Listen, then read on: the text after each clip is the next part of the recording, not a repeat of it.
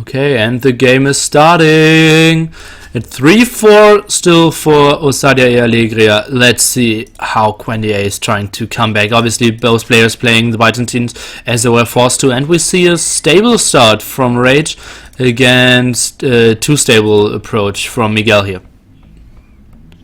Alright, interesting. Ooh, and the bell! Oh, by mistake.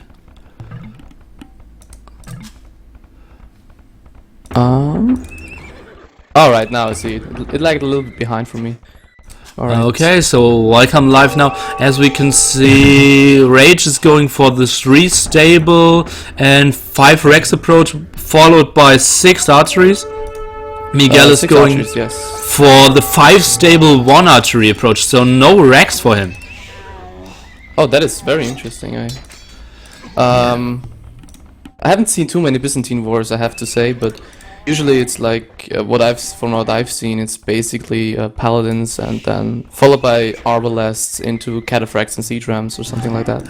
Yeah, I think the most overvalued unit from not too experienced players is actually the cataphract, but missing the last defense upgrade means that they actually die pretty quickly against arbalests. So arbalests are kind of a, at least cost efficient wise, counter to those cataphracts. Well, Kellen told me you should switch into cataphracts. That's where I got it from. But yeah, okay. Of course. Yeah, obviously cataphracts is the strongest unit if you want to go for the like strong pop 200 army. But in the end, it's tough to take good fights, even if you have the splash damage. Of course, you need to make them count, basically. Let's take a look at villager count. It seems like Miguel is getting ahead. Going to 8 to 11, so got some nice snipes over here and in the middle. Let's take a look how Miguel is developing, not having the best gold spot, only 1 TC, able to build there, and as I said, so many hills and so much to fight for. We can see a lot of hills in this middle. As you can see, Rage is going for a hill in the middle and Miguel is going for 1 as well. So military advantage is in the moment for Miguel, actually pretty decisively. 50 to 30 army. Mostly camels though. Yeah, so true, but still just camping the hill rages. And look at this, guys, the amount of relics we already mentioned. Click, click, click. So many relics. I will give you the sound if you want to. So many relics on this map. Look at this. Oh man, so it's not like most GA games kind of get into the phase where you get like both of stuff down on gold and you have to protect your gold units so much, and it's getting like a bit more boring and fight for wood and food eco, but not in graveyards. And I think graveyards is such a better map than GA for entertaining games. Because it's much more dynamic and you have much more gold spots all scattered around the map, so you have more gold to fight for in different places than, for example, in Green Arabia. And we already see now Miguel coming in from behind. I don't know what's he doing. I think he wants to go for the gold from main gold from Rage, but there's nothing really there. And not even a TC at minute basically 7 to get his first gold spot. Rage again more thinking about map control than actually getting resources. Something that lost him the game against Miguel on Prairie yesterday, so let's see if he is doing the same mistake again. Maybe. Nice paladins. Rage so good taking the whole map again against Miguel, but you remember the last time Miguel got the market and just pushed one big push in the face of Rage and won the game. Well, yeah, and especially if he takes the market now, like Miguel takes market now, he will be in a better spot, I feel like, because Rage still doesn't have any gold income. He is at 910 gold.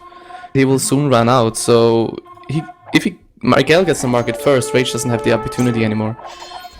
Yeah, absolutely, but obviously we're having a lot of hills and a lot of defensive units to fall back on, so that's actually quite okay to not get the market in Byzantine's wars. Let's take a look at the relics a bit later than now, because there will be so much going on. And we didn't see like a real clash of 2 armies just yet in this game. Not a big clash, no, just a few small engagements here and there, but nothing too big. Yeah, I think it'll clash in the middle sometime soon, I hope. Yeah, no traps just yet being built, so both players aren't actually forced to like defend their castles, defend their hills. And again, the story seems to be like Rage is getting most of the map. Look at this in the south, so many castles, town centers, even more castles, getting TCs to the gold spots. So much more map control compared to Miguel, who actually is ahead in population. Who is ahead in population, definitely. And in villages at most. Oh like yeah, 30 to 15 villages, double the villages. Yeah, Rage just using most of the villages to get most of the map control, but yeah, not really developing his eco at this stage.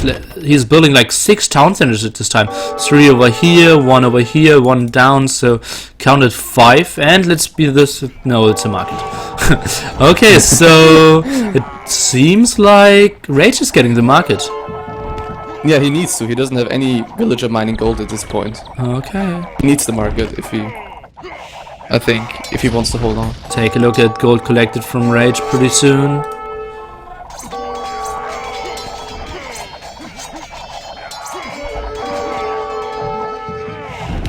And just now jumping to 2.6k instead of like 150 before.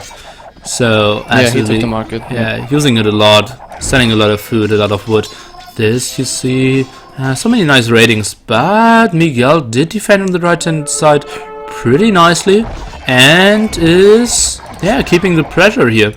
And Yeah, I don't like the fights that Rage is taking here, mostly against this clumped up Arbalest with the Salvadias. I think he should fall back a bit. I think he's lacking siege a bit, because like onagers and bombard cannons could do so good against in those tight areas actually against Arbalest. Yeah, of course. And by the way, it's 10 relics. Oh, it's 10 relics, so I counted them. okay, good job there. So 10 relics, so much. Double the amount. Yeah, double the amount. So in like 4v4, do we even have 80? Or I have no idea. oh, 4v4, I mean 40? I have no idea. Would be insane. Oh god, yeah. But let's get back into the game. There's still a lot of fight going on in the middle. Miguel seems to be losing that castle in the center, but that shouldn't be too big of a deal. He's rebuilding. Yeah, Miguel lost the castle building, another one in the back, but I thought he took better fight. Let's take a quick peek at the kill death statistics, and it's better for Miguel by 40 already. And yeah, those were costly units as well, a lot of paladins, but obviously at the cost of losing a lot of map control. So this area absolutely in the control of Rage, as well as the south area, and Rage is starting his food eco.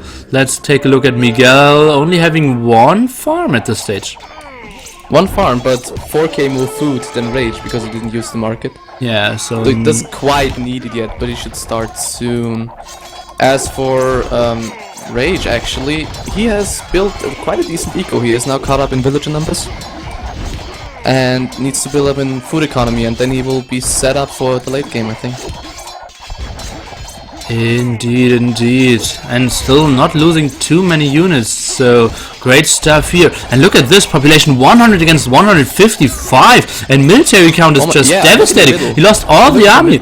If Miguel is now getting like 5 rams or 2 trapped, I think he can easily take this the middle. He could even camp there, and if he continues to go further, look at this, Rage now can't even fight with Zabalis. He has to go into the castle, and I think Miguel should push, maybe even into the production facilities of Rage here. What's going on? I don't know, like, Rage just overrun there. I don't know really what happened. Rage desperately needs something, I don't know what, some siege, some onagers, some lucky shots. I have no idea what Rage can do. Let's take a look. Siege workshops not in production. Archeries, he's building a lot of Arbalest, not in the racks, nothing in the stables, and out of 1 castle only, which is the one in the front. So at this stage, and even another castle being sniped down. Miguel is looking in prime position now, the rams and the trap even. I think he can take down this. Rams coming in. Oh yeah, good job here. Miguel doing all the right calls here. I love it. And now Rage is building kind of a defensive army now, only Arbalest. But if you get attacked on multiple sides, only Arbalest isn't doing the job. Miguel is doing a really good job, really nice job, keeping up the pressure on multiple fronts here. The one hill with the castle, the other hill with the town center, the way to his eco basically. I love it. And 2 more castles of rage going down. Let's take a small peek at the amount of castle. It is at 3 at this time. Not enough if you want to go for heavy elite cataphract army in the late game. Definitely. Alright, but no, Rage needs to hold on for now, but I don't really see him holding on because his military numbers are nearly half the ones from Miguel. But the eco is good for him, 110, at least close to it. And if he can like not take any fights for like 1 or 2 minutes, he should be in the better position because the eco is doing the job for him. Let's take a quick look at the relics. It's 4 against 3, 4 now, and I still see a lot of uncollected relics, so it has to be more than 10. It has to be at least 12. At least 12, alright. Yeah, but we can do the math later, we can see, and we'll know more. Maybe it's even, like, not consistent. Oh, now different fights being taken. On the left-hand side, Miguel is pushing with a lot of paladins, and now he has a hill and pushing against the Arbalests of Rage on the right-hand side. Good job, and maybe the Onagers could do some work, but they even die before shooting once. Oh yeah, there they are. I thought you meant Onagers from Miguel because that would have been devastating. Oh yeah, Onagers in this space obviously would have been devastating. And you can see Miguel says, oh, I don't want to fight against the castle here. Let's go where I already sniped some castles. And again, another Onager shot. Oh, so costly. Rage doesn't have the population to just throw away Onagers like this. No, he doesn't have anything to throw away. Really. Miguel is moving his army again. It's very smart. Coming in from the top as well, maybe trying to snipe the castle on the left-hand side of the map. Yeah, let's and even doing a forward castle, very nice. Yeah, taking this very important hill, the one who which belonged to Rage before. And again, Rage, staying in the game for quite some time. Some people might even have GG'd because, you know, okay, this guy is at my main TC, I can't afford a single unit this time, getting rained down in every spot, but he is trying to crawl back into this game by raiding, and he's doing nice raidings all game long for sure. Yeah, but I can't really tell how many villagers he killed because there are corpses all over the map, so yeah. It's hard to tell. Yeah, let's see how Miguel is trying to finish this game. Obviously, if he kills all the production, this is good, but he needs to kill the eco as well. He is having a nice troop protecting those 2 castles. At those 2 traps here which are sniping down the castles, so good job over there. Nice raiding in the south and still remaining this to stay on the hill. But still getting villager kills in his own base. He needs to clean up those cataphracts. His old eco is idle for a lot of not time. A single defensive castle, something that I would have wanted to see to be added. Yeah, most of them are in the front line or in the middle, in the center. Still, this should be Miguel's game. Let's see, finally Onagers doing some damage, but yeah, a bit too late because only like 5 Arbalests were left and now they get killed by the paladins. Something nice to mention, look at this, most players are actually building their monasteries close together. And I think that is no problem at all in the in the normal maps. But Miguel went for monasteries at different positions because he knew those relics were spread out so much, and he just wanted to give the monks not the longest work days. Let's take a look at populations. Rage is ahead by 10 at this stage. What happened here? Seems like Miguel just threw away most of his army at the production facilities. Look at all the corpses, all the red corpses from paladins and such. He kind of threw away his army here, and seems like it kind of evened out for now. Yeah, Rage is getting back into this game. Beautiful defense, obviously now only building counter units, not holding on to this castle, but he's getting a lot of stone, as you can see, so he might be able to get more castles, and still has 2 castles which are protecting his ego. He's still getting gold. He has some relics and some very close at his base. I think Rage is still in this game. Both players nearly being pop 150. Villager count is pretty close, and military count is dead even. And I have to mention that even though Miguel pushed very hard in the center and on the front hills, he didn't really kill any eco from Rage. Like, he didn't really enter his eco and kill villages. Okay, now he's entering the south, but it's still kind of protected, and he didn't really kill villages. They're kind of even villages still.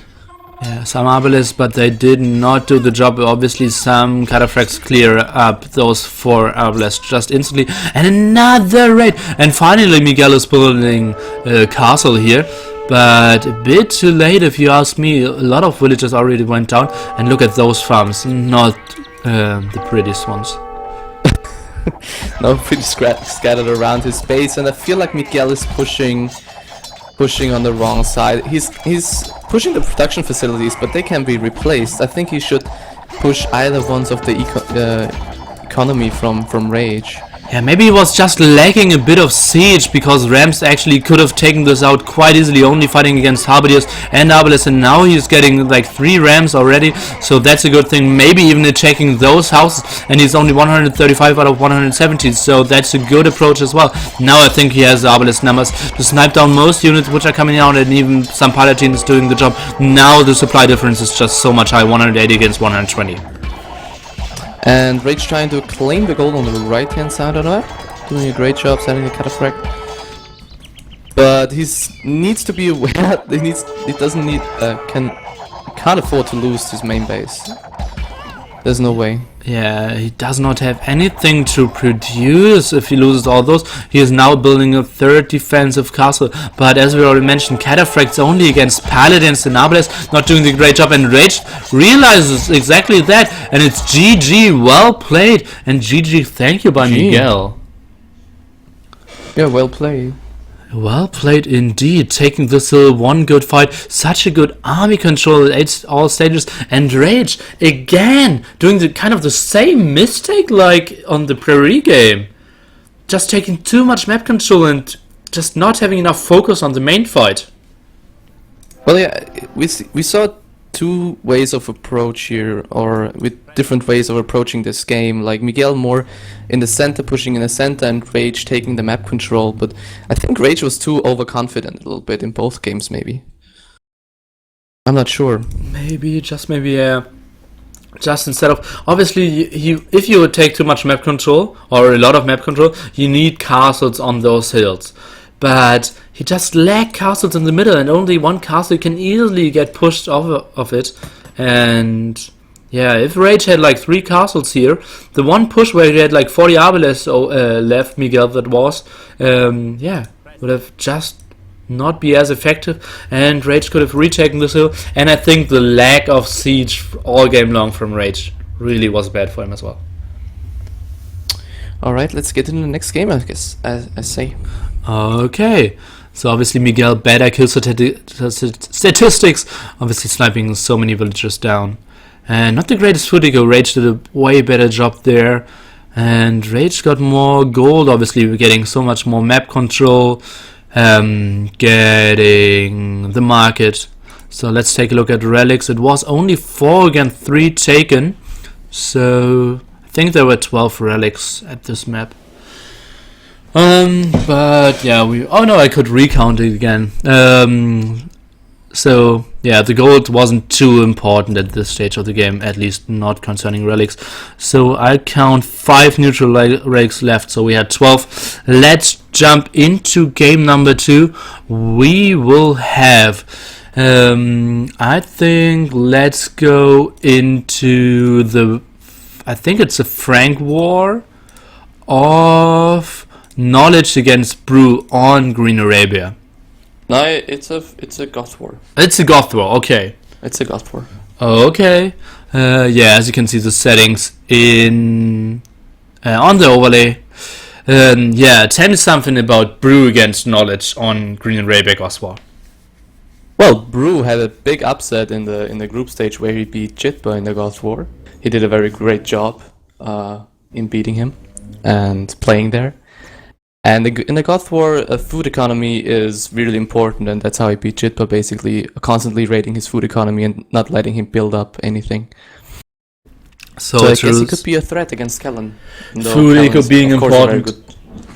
Sorry. Yeah.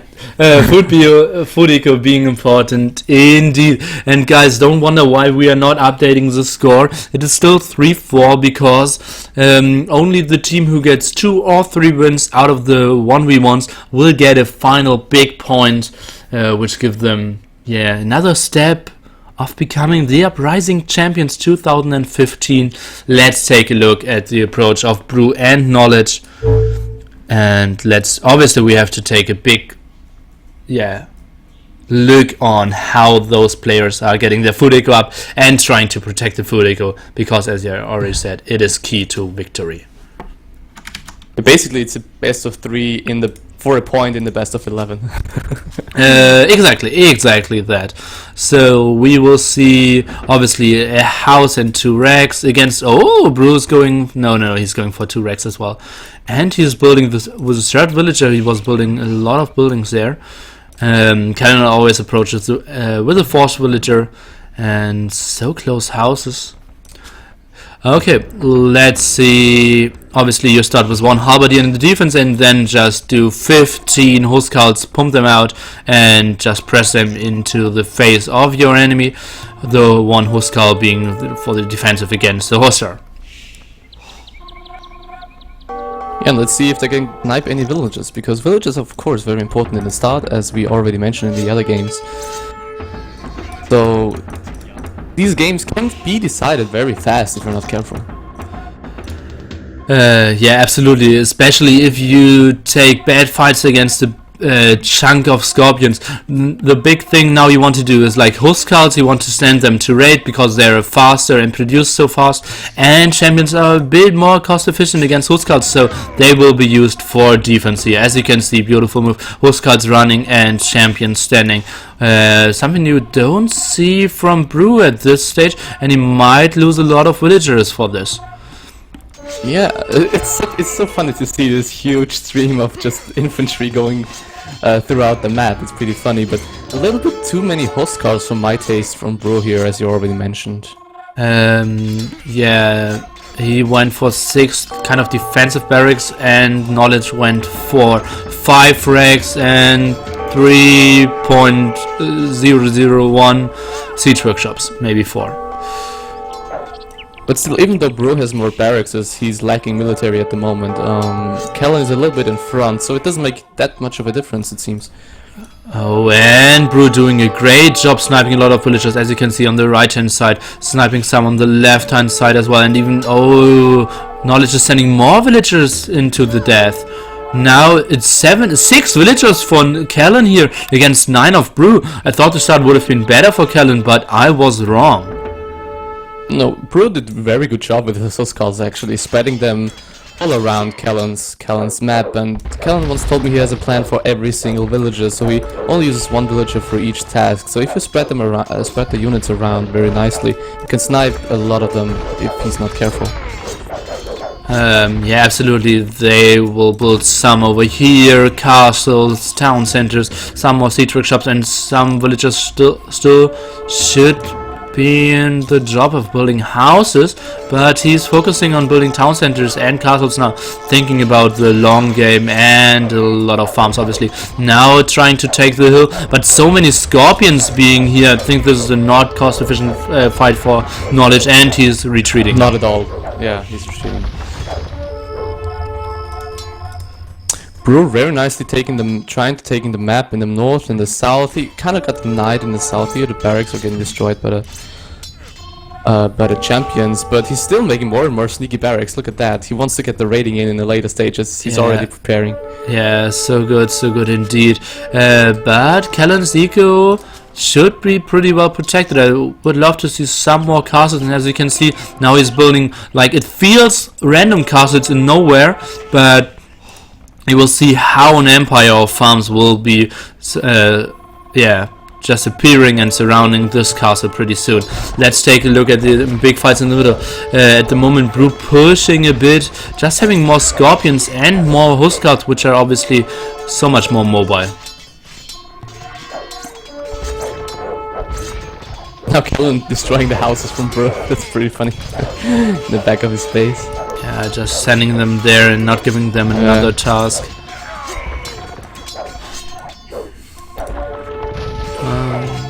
Oh, Okay, big push in the center now. Seems like not Kellen wants to take that hill here. yeah, but he will have no chance at all, not having any siege there except those scorpions, so he will not take out this castle. This castle is doing a great job against those champions, and I think, although Kellen is kind of... why he's...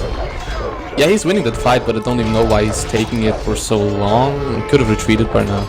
Yeah, now he's even wasting more scorps at this stage.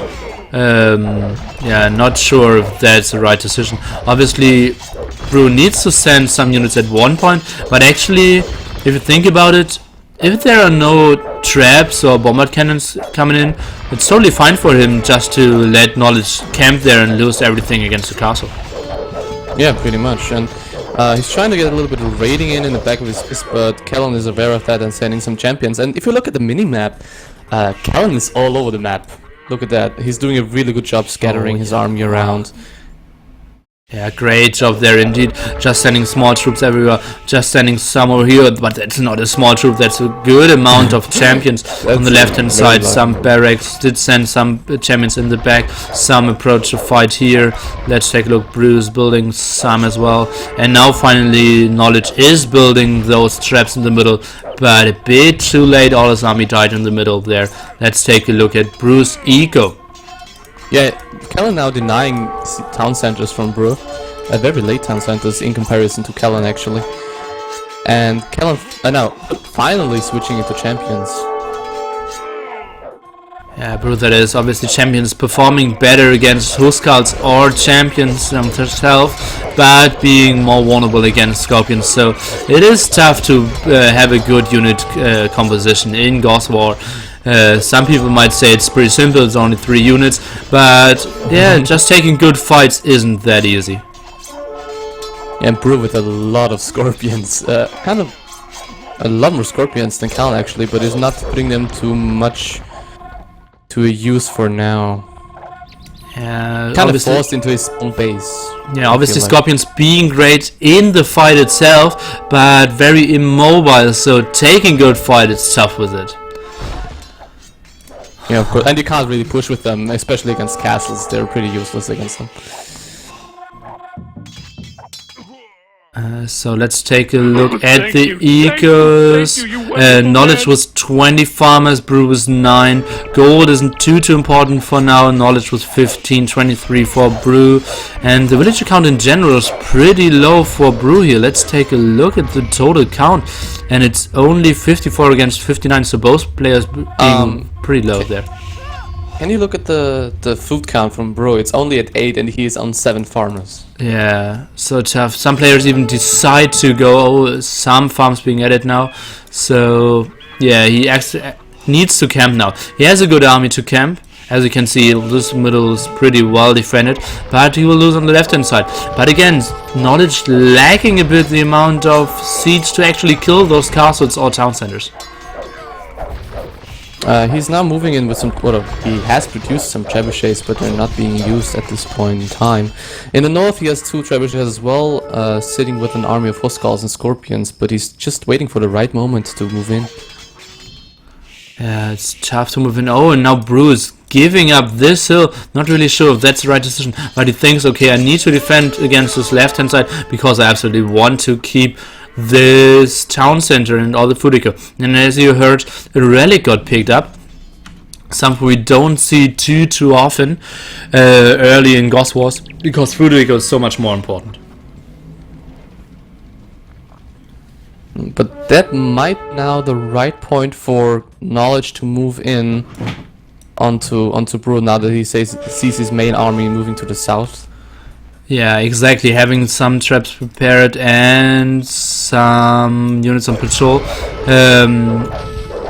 I think this could absolutely be a good point. Oh, Bruce still having a sneaky Rex here in the corner. Yeah, the sneaky town center and the sneaky town center actually. Oh yeah. Knowledge could see that actually in the fog of war. Can't he? Yeah, not too sure, but it's like an untypical spot to actually check the trees there. Yeah, of course. I mean, yeah, you wouldn't really in the corner. It's kind of... Yeah. Okay, so everything got cleared up in the left-hand side, so Brew can easily retake this neutral gold spot. And he has a lot of army, but a lot of army isn't good without any siege, and there's only one trap, but it's too far behind. And now he's losing a lot of villagers like Callan did before against this castle. And Knowledge should focus on the Scorpions now, but they will all get back alive. Why did Brew move on to the south here with his main army from that hill again to the castles? I'm a little bit I think it puzzled by was that. just a patrol, and he did not see the castle before. And at the Yeah, right hand must have side been. now, Knowledge is doing a good job here, and Bruce struggling to get army over there. I think he needs a lot of Huskarls to counter those heavy Scorpions, but obviously they wouldn't perform too well against incoming champions.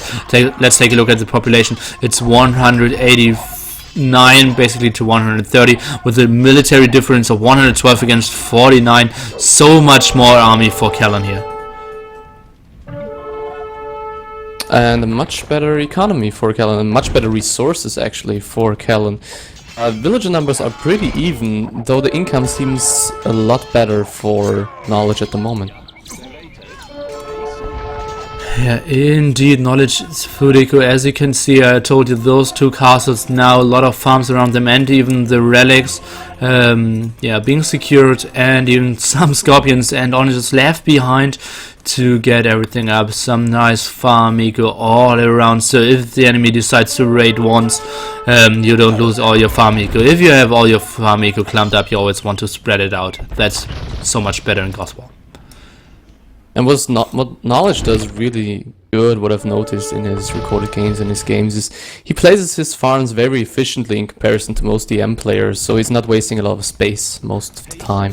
Yeah, so true. Not Jitba farms, but absolutely not the farms of the two twins, Hector and Rage, who are just randomly building farms sometimes, and it's looking so ugly, and my eyes even sometimes bleed when I look at the farms from Hector, for example.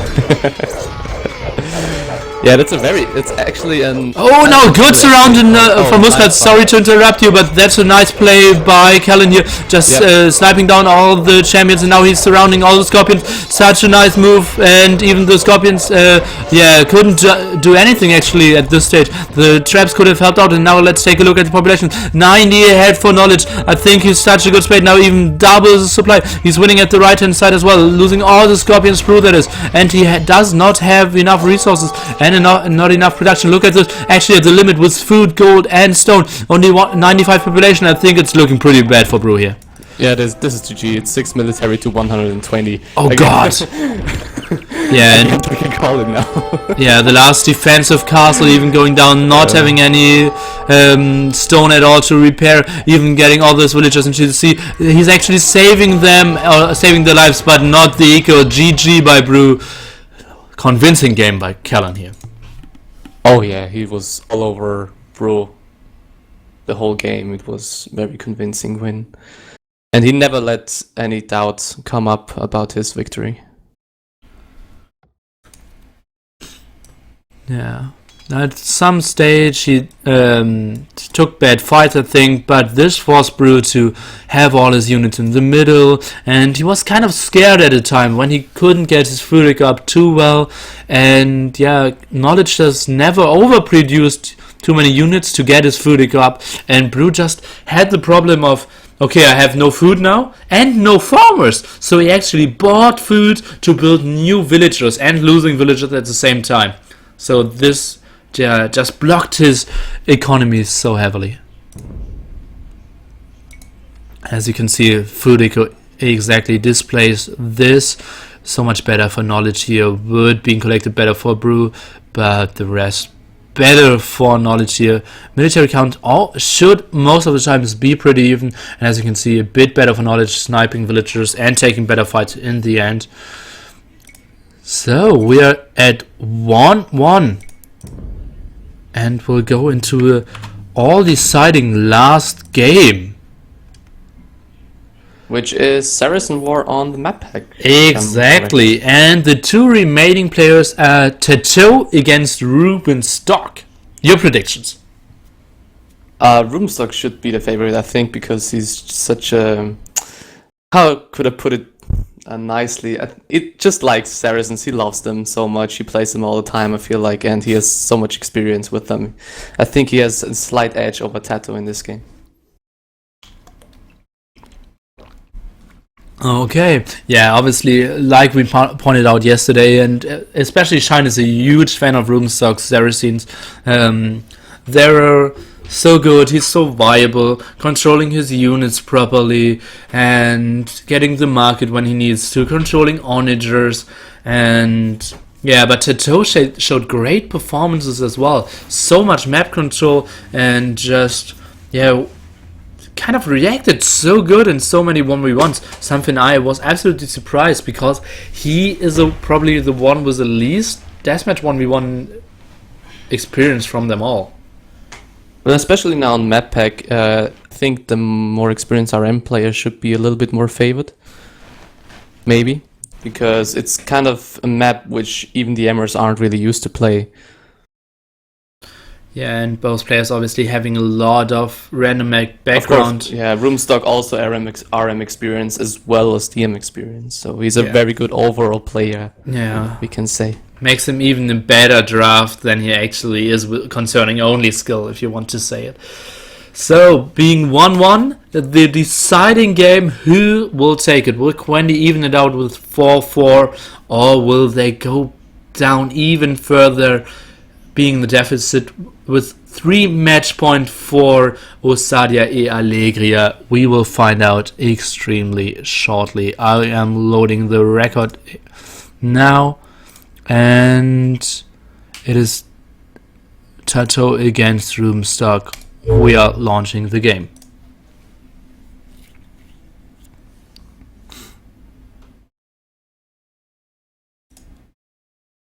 I hope it's Continental. I love Continental for it. And it is Gold Rush. Oh well, let's go into... No, it's Ghost Lake. What am I absolutely, oh, just a brain fart. My bad. Obviously, Ghost Lake. But being Saracens could go into a Gold Rush. As you can see, Roomstock is going for a very early market here. But an early market for Tato as well. But Roomstock should be faster. Let's take a small look. I can pause because that's a live game. We have Roomstock is faster, definitely. 39% for Tato with 1 will on it. On Roomstock is at 59. So if Roomstock focuses on the market and is selling the gold, he is in a very much better position. But now a second villager from Tato. This is getting so close. I will have to slow it down, guys. Let's go to 0 speed. And gold collected. Who's getting what? Market finished. And Roomstock is getting everything. Tato finished the market earlier, but he didn't get it. Oh god, and he's selling something behind. Roomstock got it earlier, a little bit earlier. Okay. But still sending 2 villagers on it and not really getting a lot of it. As you can see, 3.5k and against 1k of Tato. And Tato had to invest more like wood and food on it. So much better start for Roomstock here. Because actually every unit costs so much gold for Saracens. Yeah, they're very expensive and they're very slow civ. So it's not that of much of an exciting start as Han Wars or God Wars. But... games mostly go into the later stages as well. Okay, so and I will speed maybe it in up for a long more. game. You can't really speed up or slow down the recorded game if more players are in it. Well, I did a great job at it, even if you don't trust me. But okay, Roomstock having more castles up early, 3 castles pretty soon to be completed, and 3 castles for Tato as well, even building a 4th one now. And let's take a look at relic positioning, because we already said, oh, nice raids here. We already said gold is so important, and it is pretty neutral if you compare those. Those 2 relics will most likely go to Tato, those 2 relics will most likely go to Roomstock, and we have one at the right hand side which could be a bit better for Roomstock, but Tato is already trying to secure this area, and Tato might be able to get 3 against 2 relics. Tato not patrolling in the middle of the map, he could have caught Roomstock villages in the center But now, he paid attention. Nice, nice. Oh yeah, this was a risky move. This castle, it's so tough to protect. Or actually, And he's for Ghost, getting like this area is pretty short. Yeah, he's denying all the camel ratings now. Or are they actually ratings? He's still one villager is building, and killing this villager will cost you just so much. So Tato is thinking better of it, going back, maybe preparing a trap. But at this stage, it would absolutely be fine to just focus on getting a lot of Mamelukes out. I think that's the first Ghost like map I've seen where you can actually take the middle, take the center of the map. Yeah, this is kind of buggy. Actually, Ghost Lake is designed to not let this happen, but Roomstock is making it work. Let's take a look. Military count, basically 100 for Roomstock, and this army looks so scary. Tato is more going for the a bit better, stronger composition, already having a lot of siege onagers and more Mamelukes compared to the big amount of camels as well from Roomstock. Yeah, but Roomstock now bringing in the siege onagers already. So let's take a look. If he takes a good fight here, I think he can take a good fight here. He has 40 more military, so if he engages now, it could be risky, of course, against the hill. I don't know. Let's see. I think taking it against the hill there isn't the greatest option if you don't have a lot of onagers there as well. So both players kind of chilling and camping out at this time. Oh, interesting raid there. 3 Mamelukes and 1 siege onager. Interesting raid. I've never seen that. That is so funny. Why the siege onager? That's the question. That's my question. Or maybe if Roomstock would have walled with 2 houses here to cut this, but this also could have been a misclick. I think Roomstock realized, okay, this castle was just a bit ballsy. I will just give it up because I really can't defend against this hill. Yeah, abandon mission and head out to different sides. Exactly, and the new mission is let's take the control of the right hand side corner. 2 siege workshops here, siege onagers in production, and having some castles. But Tato realizes, okay, Roomstock is going to the right hand side, let's clear this up. But there's still so much army from Roomstock all over the map, being at 150 military, so much with Saracens. Roomstock should be careful here. This engagement doesn't look good for him at all on the... but now camels are coming in. Roomstock doing a poor job fighting with all his army. Yeah. Chilling with so much army at all the sides. That was not a good fight. That was not a good fight. Losing some villagers, not too costly. Obviously players are getting onto high villager numbers now. And let's see if Roomstock is taking a better fight now.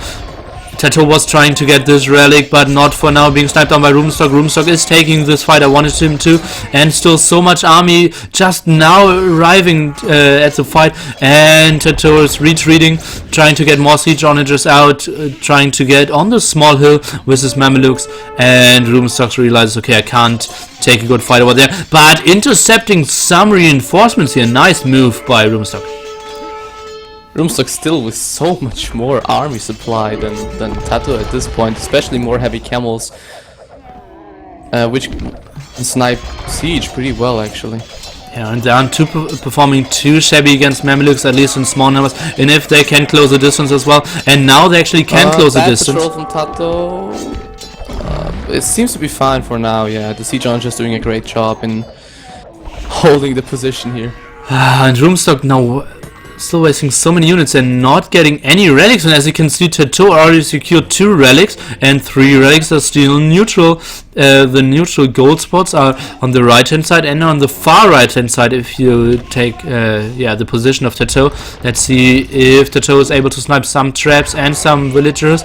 At least 1 trap will go down. He's doing a nice job. Roomstock not paying attention, not paying any attention. They're having all this army so close by! Oh my god, the illager. What are they doing? This army's just standing there doing nothing, letting the villagers die. Oh my god. Tato having the population lead for the first time in the game, being ahead in villagers and only being slightly ahead in military. So this is so much better for him, at least cost efficient wise for now. Oh yeah, he's taking so much better fights, even with a tiny army supply. Well, it's fascinating. He took many good fights, so many cost efficient fights. Yeah, and he guys, needed to take them because he was later on the market as well. Yeah, true, he had to chill first, and even sniping some traps. Nice move there, and getting his siege runners maybe home. Oh no, he just misclicked a bit. And remember guys, this is basically a best of 1 for 1 whole point in the grand finals of the Uprising 2015. Such an important game of those two drafted players, just, yeah, showing the importance of the draft system. And yeah, all eyes on them for sure at this game. This right hand side is really hard fought for. Players are concentrating nearly everything on this side. On the left side there's forward siege workshops, but you will get taken down pretty quickly with siege rams and Mamelukes. And Tato doing a bit of a better job here. Now taking a bad fight against Jonathan. Oh god, that's so costly there. Oh god. He lost all of his Mamelukes. I think that must have been a misclick. Oh yeah, not really sure. I think yeah, this was probably a mistake with the camels. Now the camels going in, trying to snipe some siege runners. This is a bit better for him now, cost efficient wise. I think if he snipes all his siege runners, he could take a good fight with the Mamelukes. But he did not snipe all siege runners and already went in, and this was very bad for his gold units again. Yeah, he basically lost 30 Mamelukes for nothing. To be honest, that was. I think he had the edge here, but now Roomstock can come back again. Yeah, the game absolutely pretty close if you look at the pure numbers. Tato a bit ahead in military, but onagers of Roomstock. Now Roomstock has this deadly composition of Mamelukes and onagers only, and Tato's patrol isn't doing the greatest job of taking good fights. As you can see, always Mamelukes dying against those siege onagers if it's on the left side or on the right hand side. Yeah, he's not really using them in the wide formation. He's keeping them clumped up in the patrol, and that's deadly against siege onagers, obviously. Yeah, although they have a lot of HP, but Roomstock has a lot of siege onagers, so that's good for him. But now he's sniping down this trap, maybe three full HP siege ramps, and nothing there to defend. Now Roomstock is sending everything from the right hand side to the left hand side to defend this, but I think the castle will go down, and this gold spot and the Furiko should be pretty vulnerable then. Plus his forward on the other side of the map will get cleaned up as well. Nice move there by Tato. This trap gets a lot of damage on him, but still he got the mission to get this relic now, sniping those traps, and then he should retreat. Let's take a look. They're doing a good job here, and as you saw, this castle is going down. Interesting game so far. Very interesting, and Tato is doing a really good job pressuring on both sides simultaneously and kind of making Roomstock run around the map with his Mamelukes. Yeah, such a good job, and just look at the map control of Tato. Basically, as all his area is taking the right hand side and even pushing on the left hand side. So if I had to give you numbers, it could be like 70 to 30 in the favor of Tato. Now even more ratings in the middle. Oh, and a misclick from the monk there, or maybe, yeah, like misclick, miss Garrison's one. Oh, and this raid could have been good, but Roomstock having a castle up this hill, and Tato just with the mission. Okay, let's go up this hill. Okay, nice view. Let's go back, but not without losing a lot of life. And a nice snipe of this monk. Not only 100 gold, but still denying off some gold. So this might be a kill for like 300 gold instead of 100. Yeah, Roomstock up 3 monasteries up, but not a single relic yet. I think 3 relics actually for Tato at this point.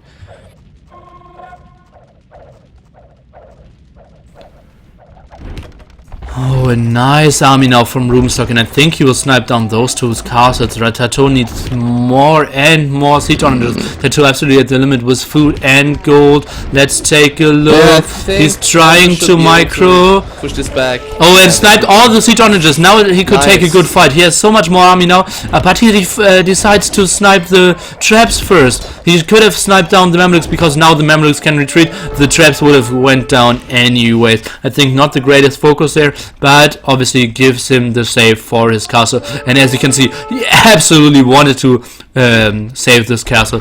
Now even cutting his own trees. I think this was a mistake, sending the villagers there and having the siege manager in the group as well. Yeah, it was fun. Yeah, but Tattoo definitely with the upper hand now.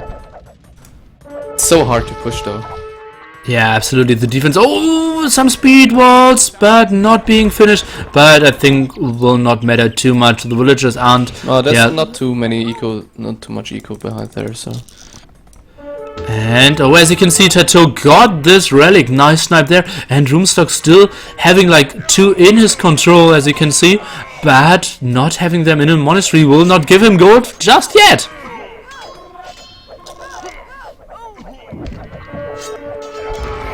And let's see this fight now on the left-hand side of the map. I think Tattoo should retreat there and wait for his onagers to come in. Yeah, but the onagers are now coming in. They should do some great damage. Full shot there. I think Tattoo is taking good fight. Oh, so many Mamelukes going down. Oh my god, that was a huge shot. Oh yeah, and those Mamelukes are so costly. Obviously, we're always going crazy if the onager kills like 10 units, but those 10 units as Mameluke are just so much more like costly than if you kill longbows or arbalists. And yeah, just the pure damage is so much more concerning resources. Yeah, but Roomstock's still stuck in his base. It's not a little base, it's actually pretty huge, but he's still stuck in there, and I feel like Tattoo should now concentrate on the top where most of Roomstock's food eco is, because there's not too many castles actually protecting the food eco itself. There's only one in the front. Well, the I rest think are kind of yeah, that's absolutely an option, raiding this vulnerable food eco, but he decides to focus more on the side where 1 gold spot is still left, even building a forward base, not taking the best fight for now. The numbers are for Roomstock, at least the numbers fighting. Let's see, does he have any army? And the castle is getting denied. Oh jeez, dying, or 15 villages. And now Tattoo is standing back, and we saw all those precious wood villagers, although he still has a lot of wood. And I think Roomstock, yeah, should not let this castle go up. But at the same time, as you said, now the food eco is vulnerable, some Mamelukes coming in, this castle is under heavy fire, 2 traps and 1 ram, and soon to be 2 rams, and some villagers trying to take down the villager, but being denied again by Tattoo. Great play there. So tough to call in deathmatch when it's decided over and out. I feel like so much back and forth, and especially with onagers, one engagement can kind of change everything. Oh, and very good, like 2 minutes for Roomstock, denying on the left hand side, shutting absolutely down everything Tattoo tried to throw at him on the right hand side.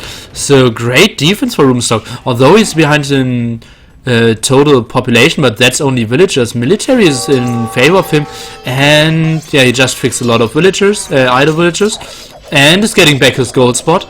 Absolutely, like, very good 3 minutes for Roomstock here. Yeah, plus he's in the military advantage as well, 60 to 50 at the moment. In resources, it's kind of looking even for both of them. Trying to cancel this castle for Tattoo, but I'm doing a bad job. This castle might go down, and it went down without cancelling. Sorry, Tattoo, I tried everything. Unfortunate. Yeah. Okay, right hand side now under the control of Roomstock, but still he got a lot out of those gold mines. Already collected more than 1.2k gold. This engagement from Roomstock. He should go back, definitely. Yeah, he's going back. Yeah, absolutely wise decision there. Try to retreat into his castle, and now Roomstock is trying to repair this castle with all forces he has. Roomstock selling 1k wood. Let's take a look at the market prices. Most likely they are pretty much down. Yeah, 19 to sell and 34 for food. Stone absolutely being still high, but as you know, you need to have a lot of castles with Saracens, so no surprise there. And it's 3-1 relics in favor of Tato, because somebody asked in the chat. Exactly, the one he sniped on the right hand side, 2 were for him in the start, and now 2 for Roomstock as well. In a very defensive castle. Oh no, it's 3 against 1 and 1 collected, so it's not in the bank just yet for Roomstock there. Another big engagement, a lot of camels there. I'm not really sure if those are doing the great job, because you only need like 10, but it feels like they're building like 20, because he only needs to take the first fight with those camels and let just do siege onagers so much more work. And yeah, both players kind of retreating there. Roomstock because he does not have siege, and Tato because he does not have any horses left. Yeah, I thought actually Tato would take this fight, but the onagers weren't really aiming for the Mamelukes, they were instead aiming for the camels. So this was actually a good fight for Roomstock. Yeah, and Roomstock now taking the point lead and slowly crawling back to taking a lot of map control as well. Building more farms on the left hand side, still having his food eco absolutely running on the right hand side. And yeah, ramming down the forward of Tato. So good phase of the game for Roomstock here.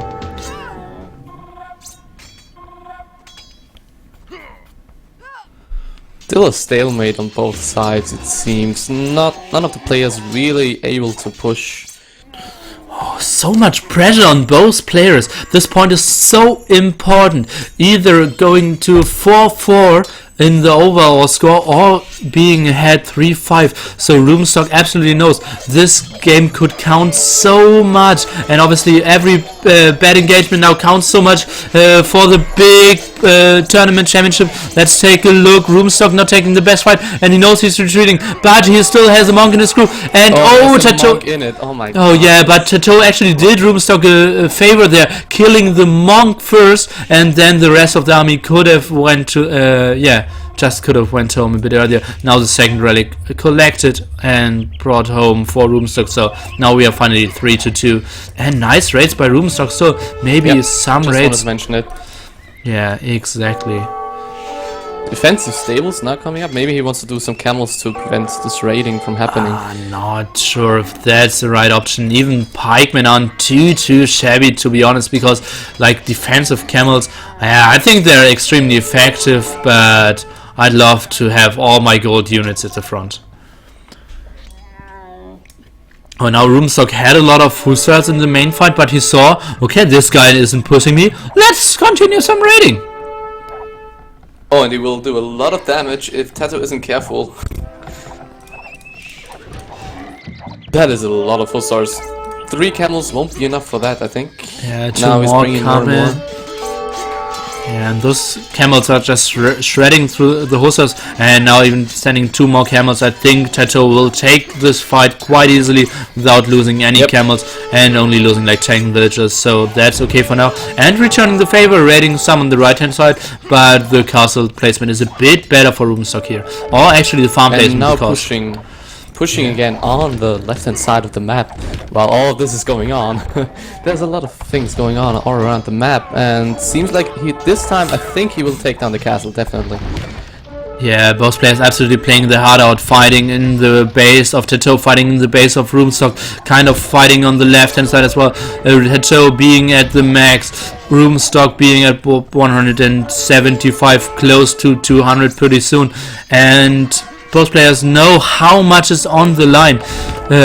Yesterday evening, after they played exhausting games as well, so those players are absolutely mentally and physically at their limit, and you can see Tato is still playing great games there, obviously not having to play as many games as Roomstock, who played most of the 2v2s, all the 3v3s and 1v1s, and Tato was able to chill out all the 2v2s, so could rest a bit more.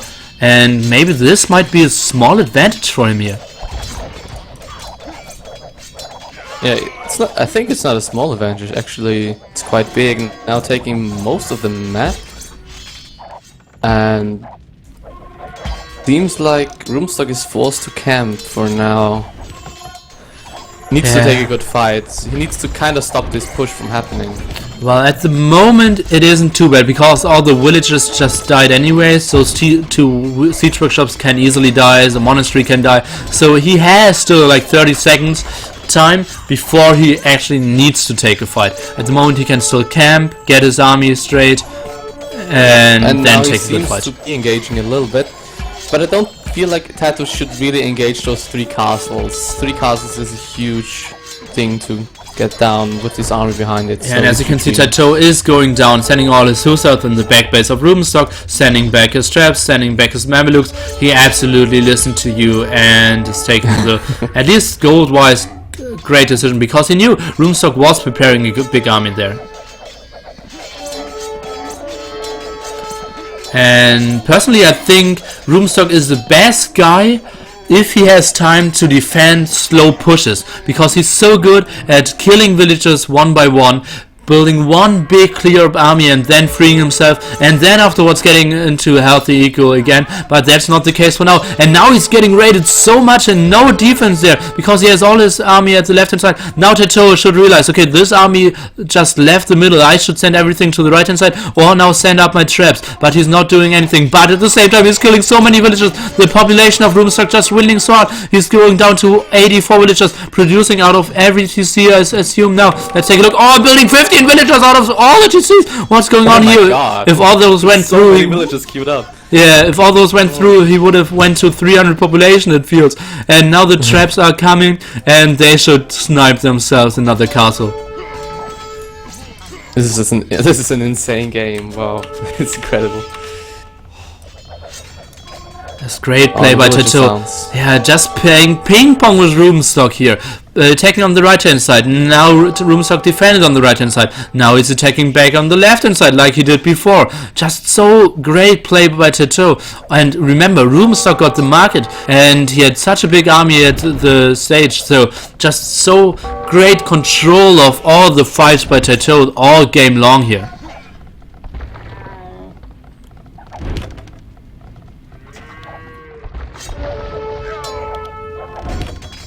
So but Rubenstock. Oh, and the patrol didn't attack too early, and they're just lacking so many units, and Rubenstock is retreating, and he absolutely needs to win this fight. It's so bad for him. This castle will go down, and he lost so many cannons without actually fighting. Oh, that hurts so much, and that's just gold units. He cannot. He can come back from this. Oh, yeah. I think he can back It is looking bad indeed, and let's take a look at the wood, because the wood on the right hand side is raided, and the left hand side. Look at his resources. He can't really produce much more. Oh god, at the limit indeed, only having 2 again 3 relics, as we already pointed out several times, and now he's even getting raided with all his lumberjacks. Let's take a look. I think he's preparing more villages to be produced. Exactly, and all the waypoints, look at this, all the waypoints are at this tree here, and he's at the limit with all the resources. The villagers are getting sniped down. Both spots of wood are getting raided so beautifully by Rubenstock. Now, by Tato actually. Rubenstock is now walling here, trying to secure this wood spots. Let's see how Tato will react to this.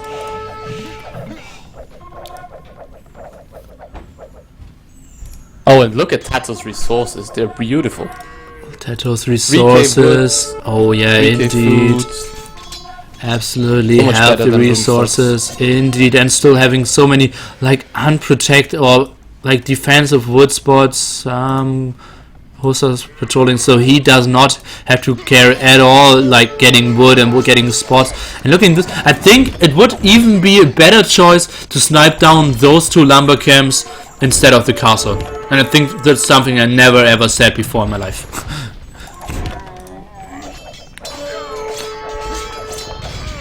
So going for a lot of camels still. I think Mamelukes and Hussars would be the better late game composition, but Tato still doing great effects with camels, even taking fight against those. Obviously a very weak pikeman of Saracens, but the only option Rubenstock has at this point. Losing another castle, let's take a look. 3 castles, but the amount of castles isn't too important anyways, because you don't have the gold to produce out of 4 or 5 castles anyways. So it's more of like a loss of defense than a loss of production at this stage. And if he loses the last castle in the center here at this town center, he has 2 more castles, but they're not protecting too much.